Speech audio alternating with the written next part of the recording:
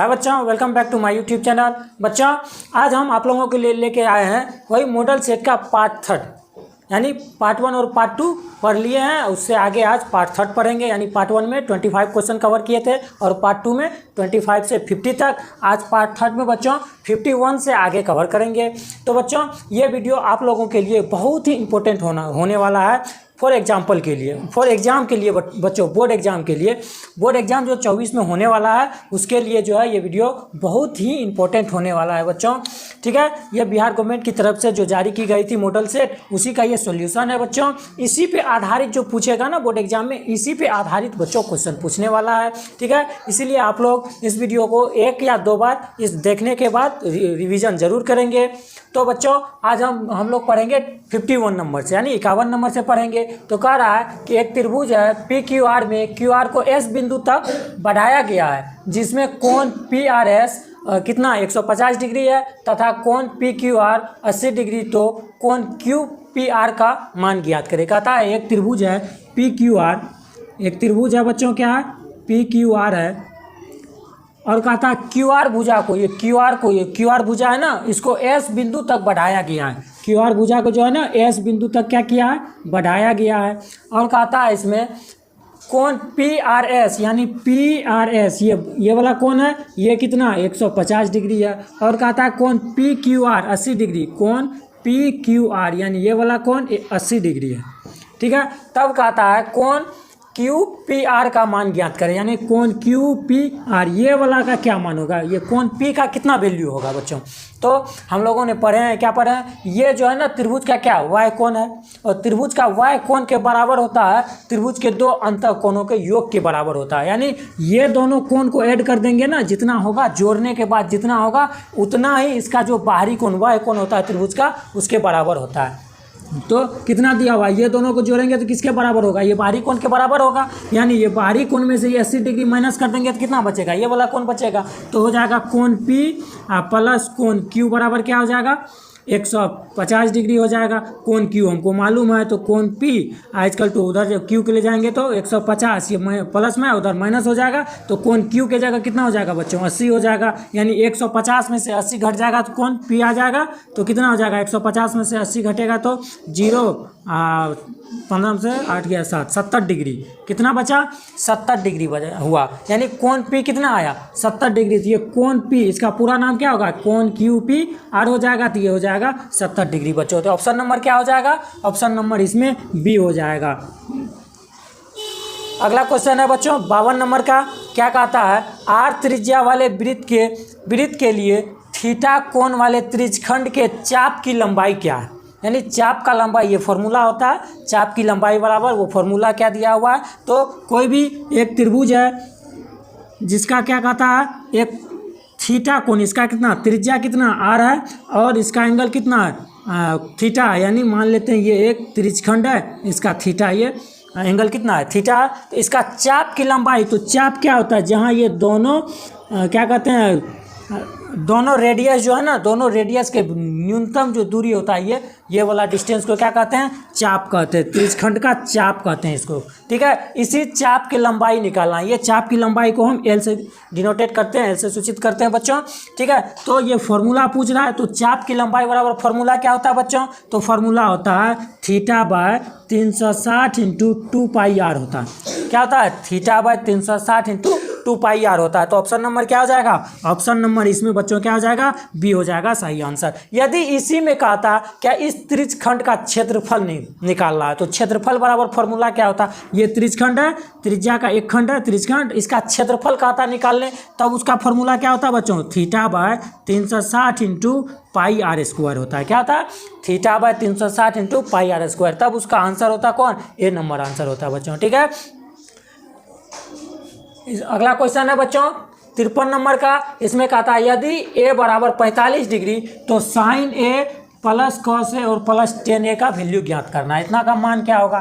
तो बच्चों साइन ए यानी साइन ए की जगह कितना हो जाएगा 45 डिग्री, प्लस कॉस ए यानी कॉस ए की जगह क्या हो जाएगा 45 डिग्री, और प्लस हो जाएगा टेन ए यानी टेन ए की जगह हो जाएगा 45 डिग्री। यानी कह रहा है sine 45 plus cos 45 plus tan 45 का मान निकालना। तो साइन 45 का वैल्यू कितना होता है बच्चों 1/√2 होता है, प्लस कॉस 45 का इसका भी 1/√2 ही होता है, प्लस टेन 45 का वैल्यू 1 होता है। इसके नीचे नहीं कुछ तो 1 है, 2 और 2 का क्या हो जाएगा एलसीएम 2√2 हो जाएगा इससे, यानी 1 + 1 और प्लस हो जाएगा 1 से यानी √2 बार में √2 ऊपर चल जाएगा तो मल्टीप्लाई हो जाएगा √2 हो जाएगा 1 + 1 2 प्लस √2 बाय हो जाएगा 2√2।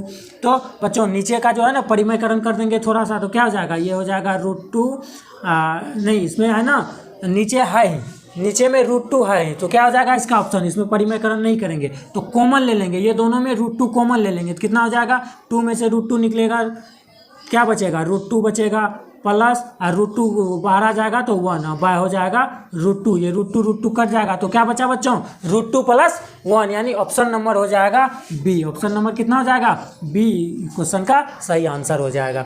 ठीक है, अब क्वेश्चन नंबर 54 में क्या कहता है बच्चों, यदि किसी वृत्त के त्रिज्या दुगुना कर दिया जाए तो नए वृत्त और पुराने वृत्त के क्षेत्रफलों का अनुपात क्या? यानी एक वृत्त है इसका मान लेते त्रिज्या r है और दूसरा वृत्त एक बनाता है जिसका इस वृत्त का रेडियस से दुगुना हो, यानी इधर क्या हो जाएगा 2r हो जाएगा, दोगुना कर देगा तो नए वृत्त और पुराने वृत्त का जो है ना क्षेत्रफल का अनुपात क्या होगा? तो क्षेत्रफल का जो अनुपात होगा बच्चों तो क्षेत्रफल क्या होता है πr², यानी इसका हो जाएगा πr1 मान लेते हैं, इसका r2 मान लेते हैं तो क्या हो जाएगा πr1² इसका क्षेत्रफल होगा, इसका क्षेत्रफल क्या हो जाएगा इसका भी πr की जगह है 2r2 का क्या हो जाएगा होल स्क्वायर। ये दोनों का अनुपात कर रहा नए वृत्त और पुराने वृत्त का अनुपात, तो नए वृत्त का कितना हो जाएगा π2 का स्क्वायर हो जाएगा 4 यानी r2 का स्क्वायर और हो जाएगा यहाँ r ही होगा r1 नहीं r ही होगा बच्चों, ये r है तो ये दुगुना ना इसका तो 2r हो जाएगा तो कितना हो जाएगा 4r² हो जाएगा बाय इसका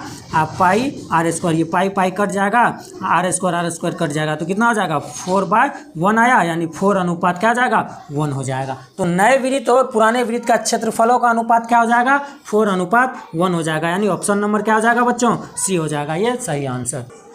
तो 55 नंबर का बच्चों क्वेश्चन क्या कर रहा है, दो वृत्तों की परिधियों का अनुपात 2.3 है तो उनके क्षेत्रफलों का अनुपात क्या हो? जब बच्चों परिधियों का अनुपात दिया हो या त्रिज्या का अनुपात दिया हो, परिधि का अनुपात दिया हो या त्रिज्या का अनुपात दिया हो और कहता है उसका क्षेत्रफल का अनुपात क्या होगा, तो आर का क्या करेंगे इसका जो अनुपात दिया हुआ रहेगा ना बच्चों इसका स्क्वायर कर देंगे। अनुपात कितना दिया परिधि का 2:3 दिया तो इसी का क्या कर देंगे स्क्वायर कर देंगे। जब परिधि हो या त्रिज्या हो दोनों में से कोई भी चीज़ का अनुपात दिया रहेगा और क्षेत्रफल का अनुपात कहेगा तो उसका क्या करेंगे स्क्वायर कर देंगे, यानी 2 का स्क्वायर हो जाएगा 4 अनुपात 3 का स्क्वायर हो जाएगा बच्चों 9, यानी क्या हो जाएगा 4:9। ऑप्शन नंबर हो जाएगा बच्चों ए, तो ऑप्शन नंबर ए इसका क्या हो जाएगा सही आंसर हो जाएगा। इसी तरह 56 नंबर का बच्चों क्या कहता है 9 sec² a - 9 10² a, इसका क्या वैल्यू होगा? तो कितना दिया हुआ ये दोनों में 9 क्या कॉमन है प्लस 9 कॉमन ले लेंगे, इसमें क्या बचेगा बच्चों sec² a माइनस 9 निकल जाएगा तो 10² a बचेगा इसमें, यानी sec² a minus 10² a equal to क्या होता है बच्चों ये फॉर्मूला है 1 होता है तो 9 × 1 ये टोटल जगह क्या हो जाएगा 1 तो क्या हो जाएगा 9, तो ऑप्शन नंबर बी हो जाएगा बच्चों इसका राइट आंसर। ठीक है, इसी तरह क्वेश्चन 57 का है क्या कहता है, यदि एक वृत्त की परिधि 2π से बढ़कर 8π हो जाता है तो इनका नया क्षेत्रफल क्या होगा? परिधि है पहले क्या था 2π था, इससे बढ़ करके क्या हो गया 8π हो गया बच्चों, यानी कितना गुना बढ़ा तो बढ़ा 2 का ये तो हो गया कितना गुना बढ़ा ये 4 गुना बढ़ा 4 गुना बढ़ा बच्चों।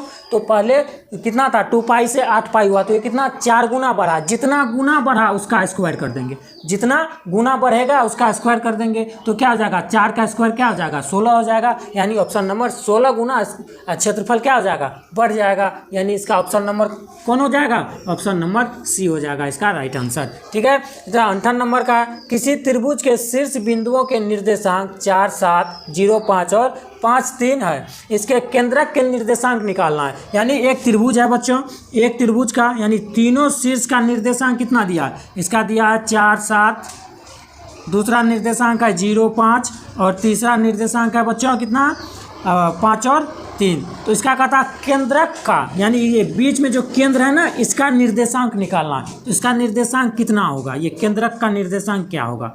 तो केंद्रक का निर्देशांक बराबर क्या होता है बच्चों, केंद्रक का जो जब भी निर्देशांक निकालेंगे यानी एक्स वाई का वैल्यू निकालेंगे तो उसका क्या होगा, तो केंद्रक का निकालेंगे तो फॉर्मूला होता है, यानी एक्स को मान लेते हैं एक्स वाई, निकालेंगे तो x1 plus x2 plus x3 आप बाय कर देंगे 3, और इसका दूसरा निकालेंगे तो y1 plus y2 plus y3 आप बाय हो जाएगा 3। यानी इसमें जितना x वाला है ना सबको जोड़ देंगे और उसमें 3 से डिवाइड कर देंगे, और जितना y वाला है सबको जोड़ देंगे और उसको भी 3 से डिवाइड कर देंगे, तो क्या आ जाएगा, केंद्रक का निर्देशांक आ जाएगा। तो यानी x1 कितना 4 है, तो 4 प्लस x2 0 प्लस x3 है 5, इसको क्या करेंगे 3 से डिवाइड कर देंगे, और y वाला कौन कौन है, ये 7 5 और 3, यानी 7 प्लस 5 प्लस 3 बाय हो जाएगा 3। तो 5 4 9 और 0 जोड़ेंगे 9/3 हो जाएगा, इसमें 7 5 12 3 15/3 हो जाएगा, ये कटेगा 5 बार में और ये कटेगा 3 बार में, यानी 3 और 5 इसका क्या हो जाएगा बच्चों, निर्देशांक हो जाएगा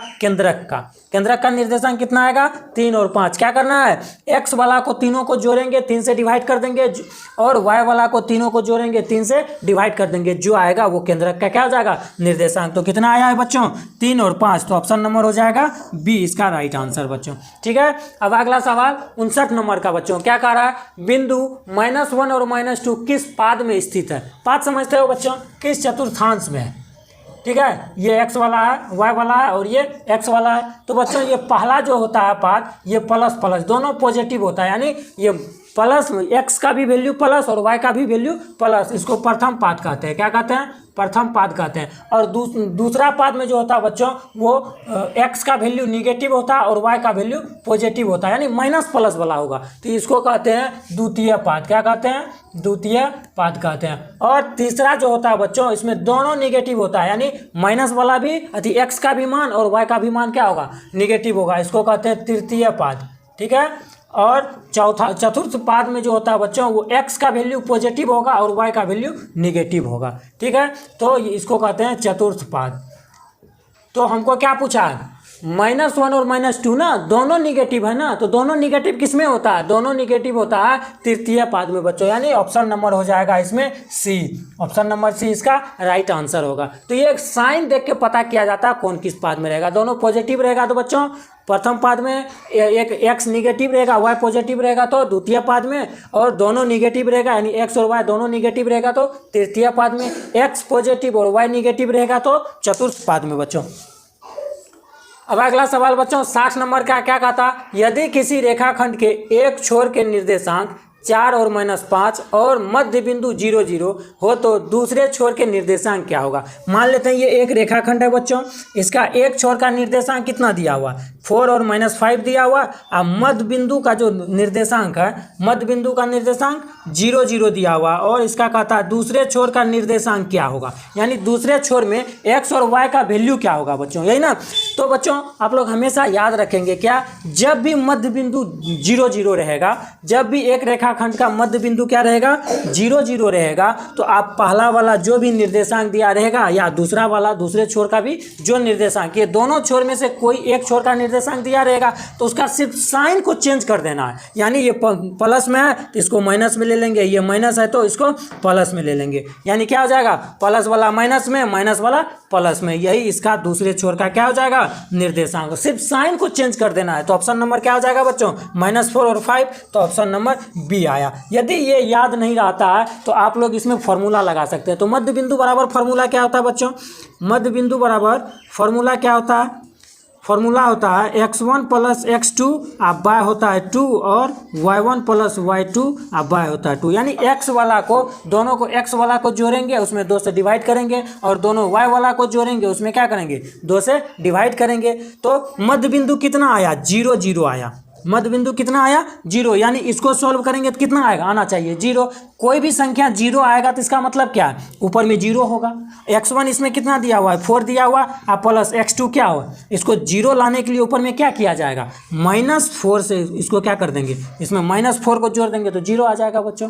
ठीक है, या ऐसे नहीं तो ऐसे निकाल सकते हैं, एक है x का वैल्यू एक है y का, यानी x का वैल्यू 0 दिया हुआ, x1 है 4 प्लस x2 मालूम नहीं है, आप y हो जाएगा 2 इक्वल टू 0, ये टोटल को सॉल्व करेंगे 0, तो ये 2 जाएगा उधर तो क्या हो जाएगा, ये 2 उधर जाएगा तो यानी 4 प्लस हो जाएगा x2 इंटू ये डिवाइड में उधर मल्टीप्लाई यानी 0 इंटू 2 हो जाएगा 0, ये x2 को उधर ले जाए, ये 4 को उधर ले जाएंगे तो x2 बराबर क्या हो जाएगा, इधर प्लस में तो उधर माइनस में यानी -4 निकला।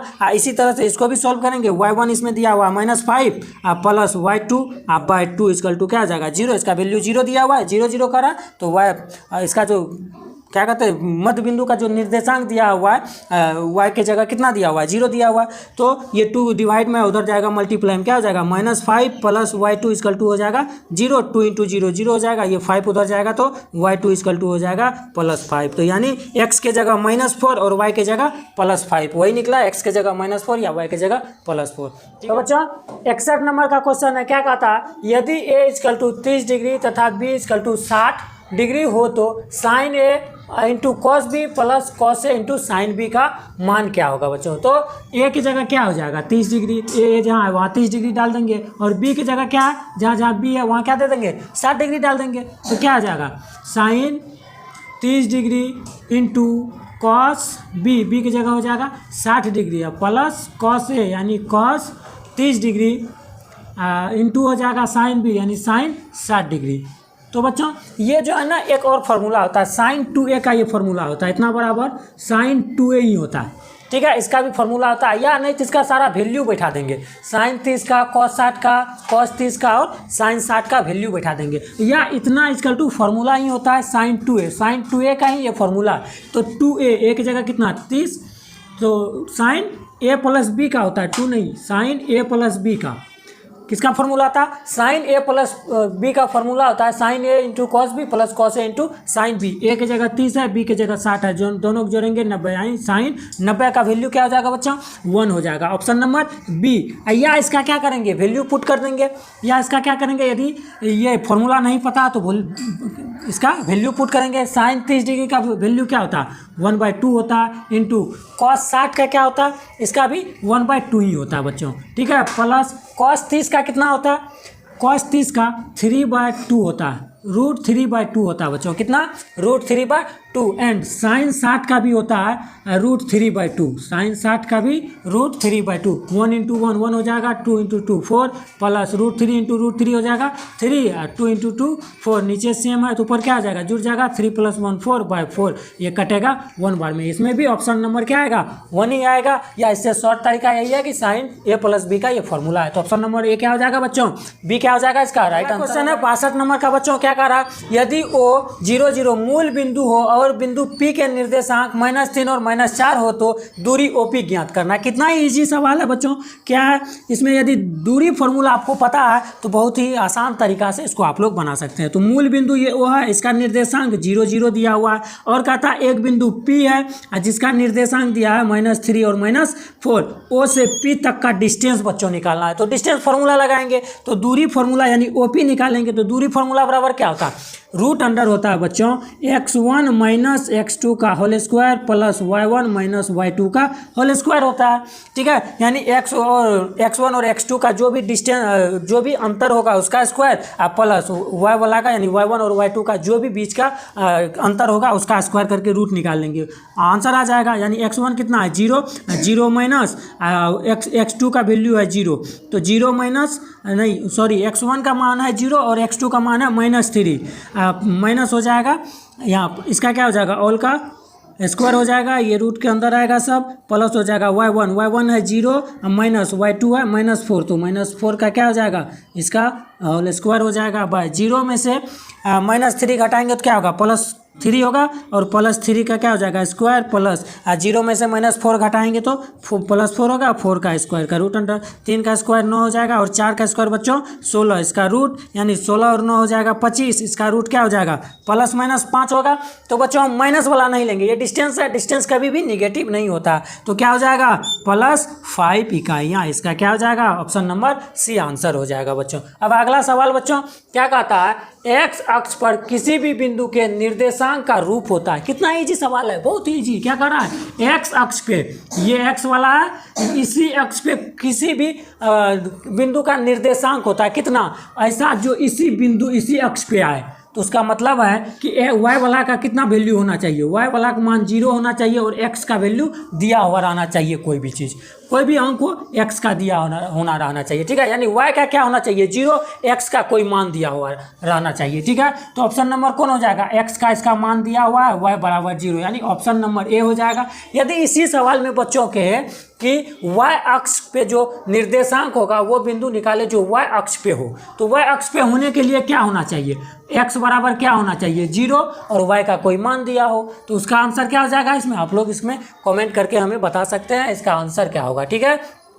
तो 64 नंबर अगला सवाल है बच्चों, 64 नंबर, बिंदु tan sin 60 डिग्री और 0 तथा tan sin 30 डिग्री के बीच की दूरी है।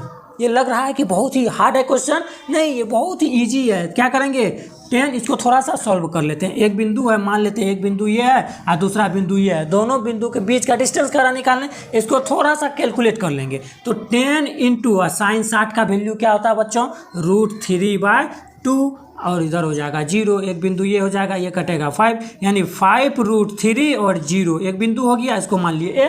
और दूसरा इसको भी सॉल्व करेंगे थोड़ा, 0 और क्या है 10 इंटू साइन 30 का वैल्यू क्या होता है बच्चों 1/2 होता है, तो ये कटेगा कितने बार में, 5 बार में। इसका निर्देशांक क्या हो जाएगा, इसको मान लेते हैं बी, इसका निर्देशांक 0 और 5 हो जाएगा। अब ये आसान तरीका से बनेगा, 5 और √3 0 और 5, ये दो कोऑर्डिनेट दिया हुआ है दो बिंदु का, ये दोनों बिंदु के बीच का डिस्टेंस निकालना है। तो दूरी निकालेंगे तो क्या करेंगे, एक्स वाला का अंतर का होल स्क्वायर प्लस वाई वाला का अंतर का होल स्क्वायर करेंगे, दोनों को जोड़ के वो स्क्वायर रूट निकाल लेंगे, यानी क्या हो जाएगा इतना -0 तो इतना ही होगा, यानी 5√3 का क्या हो जाएगा होल स्क्वायर, और 0 - 5 तो क्या हो जाएगा -5 का होल स्क्वायर, ठीक है। अब 5 का स्क्वायर 25 इंटू 3 √3 का 3 प्लस -5 का स्क्वायर क्या हो जाएगा 25 हो जाएगा, प्लस 25 होगा, ठीक है। ये हो जाएगा 75, 25 गुना 3 75 प्लस 25 हो जाएगा 100, 100 का स्क्वायर रूट बच्चों कितना होता है, 100 का स्क्वायर रूट 10 होता है, कितना होता है 10। तो ऑप्शन नंबर हो जाएगा बच्चों सी नंबर इसका राइट आंसर है, ठीक है। बहुत ही ईजी है बच्चों, आप लोग प्रैक्टिस करेंगे तो बहुत ही ईजी वे में आप लोग इसे बना सकते हैं। अगला सवाल है 65 नंबर का बच्चों, क्या कहता, यदि बिंदु 0, 0, 1, 2 तथा x, y संरेख है तो, तब कहता है ये ऑप्शन में क्या होगा, ये एक्स वाई की जगह क्या होगा, ये दोनों के बीच में क्या रिलेशन होगा बच्चों। ये अच्छा, कोई भी 3 बिंदु दिया हुआ रहेगा, 3 कोऑर्डिनेट दिया रहेगा, जैसे मान लेते हैं एक दिया हुआ है ये ए, एक दिया हुआ है बी और एक है सी, इसका कोऑर्डिनेट मान लेते हैं हम x1 y1, इसका मान लेते हैं x2 y2, इसका मानते हैं x3 और y3। ये तीनों का जो तीनों कोऑर्डिनेट दिया हुआ ना, तीनों बिंदु दिया हुआ ना, ये संरेख होगा। संरेख मतलब क्या होता है बच्चों, एक ही लाइन पे हो, संरेख मीन्स एक ही लाइन पे हो, इसे संरेख कहते हैं। तो क्या होगा, एक ही लाइन पे है तो उसको क्या कहेंगे, तीनों बिंदु यदि एक ही लाइन पे रहेगा संरेख होगा। या संरेख तब होगा जब कोई त्रिभुज का तीनों एरिया, कोई त्रिभुज है उसका तीनों कोऑर्डिनेट दिया हुआ, उस कोऑर्डिनेट से जो भी एरिया निकलेगा, एरिया किसके बराबर हो, या त्रिभुज का क्षेत्रफल कितना हो 0 हो। जब त्रिभुज का क्षेत्रफल 0 होगा तो वो तीनों पॉइंट क्या कहलाएंगे, संरेखी कहलाएंगे, ठीक है। तो क्या करेंगे, इसमें थोड़ा सा कैलकुलेट करेंगे, एरिया ऑफ ट्रायंगल का फॉर्मूला लगाएंगे, कोऑर्डिनेट में हम लोग पढ़े हैं। तो त्रिभुज का क्षेत्रफल बराबर क्या होता है बच्चों, होता है हाफ करेंगे किसका, x1 y1 माइनस नहीं y2 minus y3 plus x2 into y3 minus y1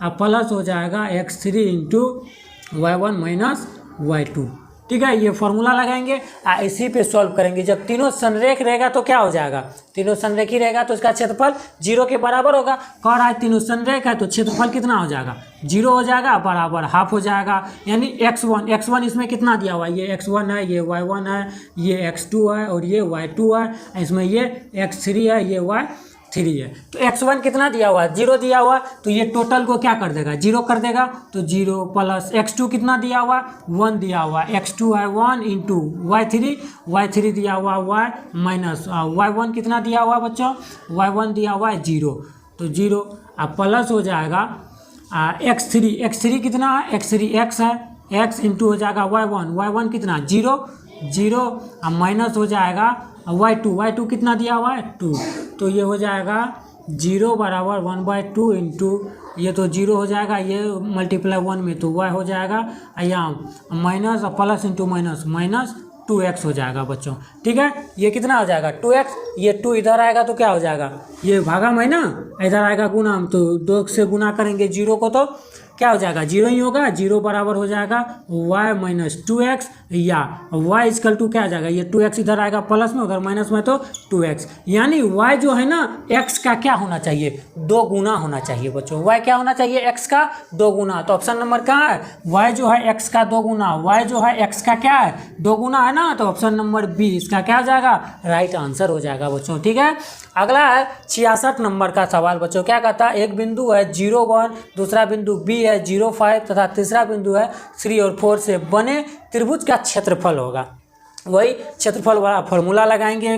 क्या होता है क्षेत्रफल इक्वल टू फॉर्मूला बच्चों, हाफ x1 इंटू हो जाएगा y2 minus y3 plus x2 into हो जाएगा y3 माइनस y1 प्लस हो जाएगा x3 into y1 minus y2। ये त्रिभुज का क्या होता है फॉर्मूला होता है। अब कोऑर्डिनेट दिया हुआ है, ये x1 है, ये y1, ये x2, ये y2 और इसमें हो जाएगा ये x3 और ये y3 हो जाएगा। ठीक है, तो इसका हाफ इंटू x1 कितना है बच्चों, x1 है 0, तो ये टोटल को क्या कर देगा 0 कर देगा, x1 0 है तो ये टोटल की जगह 0, प्लस x2 कितना है, x2 इसमें है 0, तो x2 भी 0 है तो ये टोटल को क्या कर देगा, इसको भी 0 ही कर देगा, प्लस x3 कितना है 3 है इंटू y1 है 1 माइनस y2 कितना दिया हुआ है, y2 दिया हुआ है बच्चों 5, y2 कितना दिया हुआ है 5, तो इसका हो जाएगा 1/2 इंटू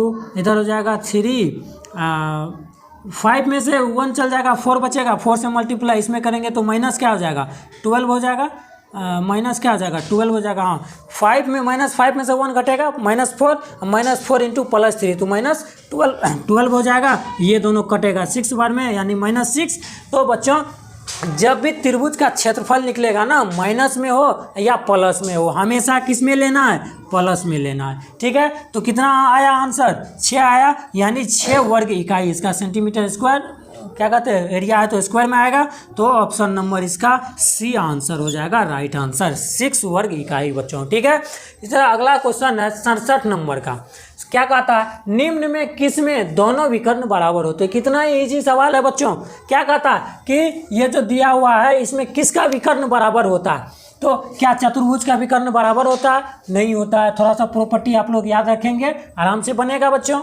समचतुर्भुज का नहीं होता है, समांतर चतुर्भुज कोई भी हो उसका विकर्ण बराबर होता ही नहीं है बच्चों। ठीक है, कोई भी नहीं, समचतुर्भुज और समांतर चतुर्भुज में कोई भी हो ठीक उसका नहीं होता। आयत भी तो चतुर्भुज ही है, लेकिन आयत का विकर्ण क्या होते हैं आपस में बराबर होते हैं, आयत रहे या वर्ग रहे बच्चों। ठीक है, ये दोनों का ये विकर्ण कोना कोनी का जो डिस्टेंस होता है विकर्ण कहते हैं, ये दोनों आपस में क्या होते हैं बराबर होते हैं। तो ऑप्शन नंबर कौन हो जाएगा बच्चों, ऑप्शन नंबर सी इसका राइट आंसर हो जाएगा। ठीक है, अब इसी तरह 68 का सवाल है। क्या कहता है 2x + 4y = 10, 3x + 6y = 12।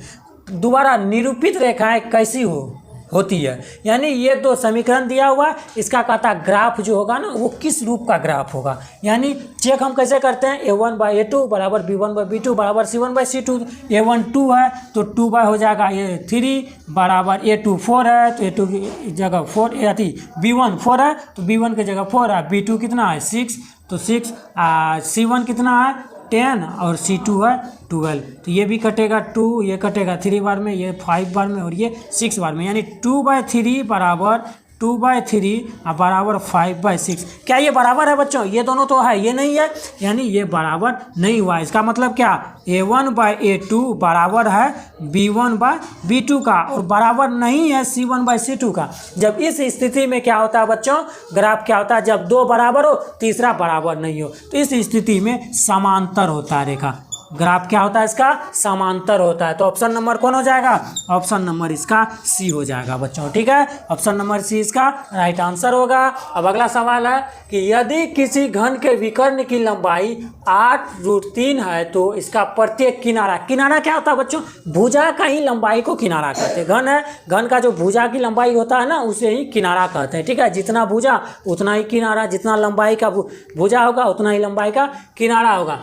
ये आप लोगों को लग रहा है बहुत ही भारी है, विकर्ण दे दिया है, कैसे भुजा निकलेगा। तो बच्चों थोड़ा सा फॉर्मूला याद करेंगे। घन का जो विकर्ण इक्वल टू फॉर्मूला क्या होता है, a/√3 होता है, इक्वल टू कितना, विकर्ण कितना दिया हुआ है 8√3, ये √3 कट जाएगा, a इक्वल टू क्या बचेगा 8 सेंटीमीटर। तो इसका किनारा क्या आएगा, बहुत ही आसान है बच्चों, थोड़ा सा फॉर्मूला याद करेंगे आप लोग, ठीक है। तो इसका ऑप्शन नंबर बी क्या हो जाएगा, राइट आंसर हो जाएगा बच्चों। अब 70 नंबर का सवाल क्या कहता है, एक घन का पृष्ठ क्षेत्रफल 96 सेंटीमीटर स्क्वायर है तो इसका प्रत्येक किनारा क्या होगा। वही है, इसका क्षेत्रफल क्या होता है बच्चों, क्षेत्रफल होता है 6a² बराबर दिया हुआ 96 सेंटीमीटर स्क्वायर, ठीक है। ये 6 से कटेगा 16 बार में, ठीक है। 16 के 96 16 बार में कट जाएगा, यानी a² बराबर क्या आया 16 जाएगा उधर तो रूट में, तो क्या आ जाएगा 16 का रूट, और 16 का रूट निकलेगा तो +-4 होता है। तो बच्चों इसमें माइनस वाला नहीं लेंगे, क्यों नहीं, ये जो है किनारा का जो डिस्टेंस होता है ना, भुजा का जो डिस्टेंस दूरी है ये कभी भी निगेटिव नहीं होता है। तो भुजा इसका किनारा कितना हो जाएगा, भुजा पूछे या किनारा पूछे एक ही बात है, कितना हो जाएगा 4 सेंटीमीटर, इसका राइट आंसर हो जाएगा बच्चों। आई होप आप लोग अच्छी तरह से सभी सवाल समझ गए होंगे बच्चों। यदि आप लोगों को किसी भी प्रकार का कहीं भी समझने में कोई प्रॉब्लम हुई हो तो बच्चों आप लोग हमें कमेंट करके बता सकते हैं।